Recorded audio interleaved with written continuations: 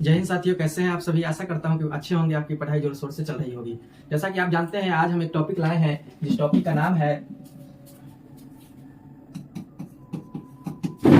है भौतिक मात्रक, जिसमें हम जानेंगे कि भौतिक मात्रक में पहले क्या होता था कि सामान के वस्तु के बदले वस्तु को, जैसे वस्तु विनिमय प्रणाली भी हम कहते हैं, जैसे जैसे इसमें परिवर्तन हुआ तो परिवर्तन के बाद में क्या हुआ कि एक मानक की आवश्यकता पड़ गई। एक मानक की आवश्यकता पड़ गई जिसमें हमने दो धातुओं को लिया। धातु क्या था? एक था रेडियम और दूसरा धातु था, एक था रेडियम और दूसरा धातु था प्लेटिनम। दूसरा क्या धातु था? प्लेटिनम। ये दो धातु इसलिए लिया गया कि इस पर ये जैसे के वैसे अवस्था में रहते हैं। इसी में जब विज्ञान विकसित हुआ तो उन्होंने 3 पद्धति का खोजा। पहला था CGS पद्धति, दूसरा था FPS पद्धति और तीसरा था MKS पद्धति। इसमें हम लोग इसको क्या बोलेंगे? Centimetre gram second, centimetre gram second. FPS पद्धति फुट पाउंड सेकेंड और MKS पद्धति मीटर किलोग्राम सेकेंड। इसमें क्या होता है, आप सभी जानते हैं कि मूल मात्रक हो गया समय नहीं होगा बच्चों, समय बाद में होगा। पहले होगा लंबाई, उसके बाद होगा द्रव्यमान और फिर होगा समय।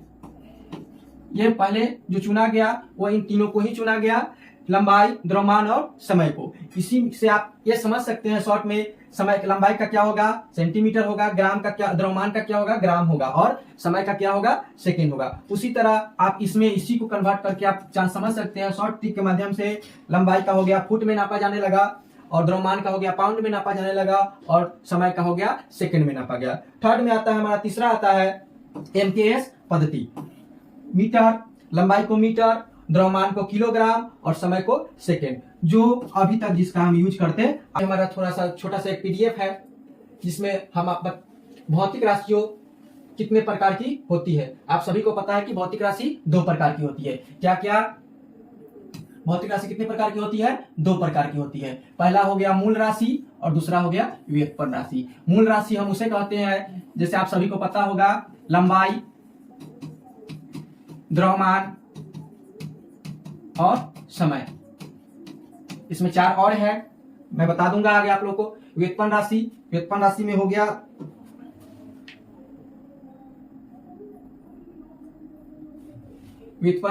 गया आपका क्षेत्रफल, बल, वेग,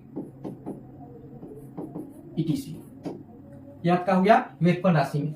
हमारा दूसरा क्वेश्चन है, शक्ति का ऐसे मात्रक क्या होता है? आप सभी को पता है कि शक्ति का ऐसे मात्रक वाट होता है और शक्ति बराबर क्या होता है? W/T होता है। आप सभी को ये पता होनी चाहिए। हमारा तीसरा क्वेश्चन है, बल का ऐसे मात्रक क्या होता है? तो बल का ऐसे मात्रक क्या होता है साथी? न्यूटन होता है। बल का ऐसे मात्रक क्या होता है? न्यूटन होता है। हमारा चौथा क्वेश्चन है, लंबाई का, यहाँ पे टाइपिंग मिस्टेक है, सबसे छोटी या न्यूनतम कहिए,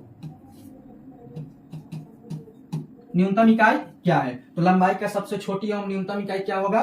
फर्मी मीटर होगा। क्या होगा? फर्मी मीटर होगा। आपको एक और बात याद ध्यान होना चाहिए, 1 फर्मी मीटर बराबर कितना होता है? 1 फर्मी मीटर बराबर कितना होता है? 1 फर्मी मीटर बराबर कितना होता है? तो 1 फर्मी मीटर बराबर 10 का पावर -15 मीटर होता है। कितना होता है? 10 का पावर -15 मीटर होता है। हमारा अगला क्वेश्चन है, मूल मात्रक कितने होते हैं? पहले ही मैं बताया हूं आप सभी को कि मूल मात्रक में लंबाई, द्रव्यमान और समय, 3 तो पहले हो गए, 4 और ऐड हुए तो टोटल मूल मात्रकों की संख्या कितनी हो गई? हमारे पास टोटल मूल मात्रकों की संख्या 7 हो गई। अगर आप सभी को जानना चाहते हैं तो मैं मूल मात्रकों की नाम को कुछ नोट कर देता हूं। इसमें पहला हो गया मूल मात्रक आपका लंबाई हो गया, दूसरा हो गया द्रव्यमान हो गया, तीसरा हमारे पास हो गया समय हो गया, चौथा हो गया ताप हो गया, पांचवा हमारा हो गया विद्युत धारा,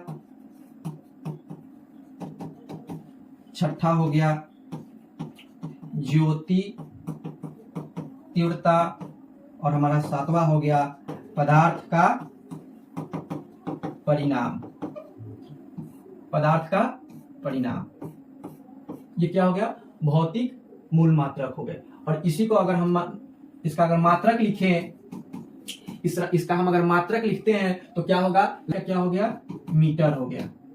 द्रव्यमान का क्या हो गया, केजी। समय का क्या हो गया, सेकेंड हो गया। ताप का क्या हो गया, केल्विन हो गया। विद्युत धारा का क्या हो गया, एम्पियर हो गया। ज्योति तीव्रता का क्या होगा, कैंडिला होगा। और पदार्थ का परिमाप का क्या होगा मेरे बच्चों, मोल होगा। क्या होगा, मोल होगा। आज का सेशन हम यहीं पे समाप्त करते हैं। उम्मीद करते हैं कि आप लोगों को अच्छा तरह से समझ में आया होगा। फिर अगले सेशन में आप सभी को मिलते हैं। जय हिंद, नमस्कार।